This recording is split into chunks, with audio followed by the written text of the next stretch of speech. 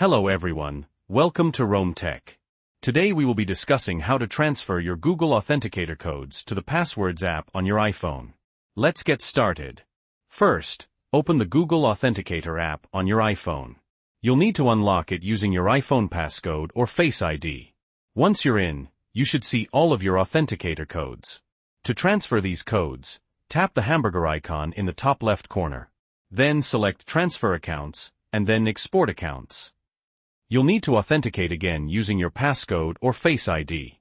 Now, manually select the accounts you want to transfer from Google Authenticator. For this example, I'm going to transfer all of my accounts. Once you're ready, tap Next in the bottom right corner. You'll now see a QR code, or multiple if you're transferring a lot of accounts. Since we need to scan these QR codes on our current iPhone within the Passwords app, we need to find a way to display them externally. You can do this by using another phone or device to take a picture of the QR codes, then using your current iPhone to scan the QR codes from that other phone or device. Another option is to take a screenshot of these QR codes and print them, so you can scan the printed QR codes. For this example, I'm going to take a screenshot and airdrop these images to my Mac so I can scan them from the Mac screen later. Once you've got a copy of your QR codes, tap Next in the bottom right corner. Now you can choose whether to remove your exported accounts right now, or keep them and delete them later. I'm going to choose to keep them and delete them later, and then tap Finish. Now we can exit out of Google Authenticator. I'm going to open the screenshots in the Photos app and then tap the share icon in the bottom left corner. I'll select both images and then share them to my MacBook Air via AirDrop.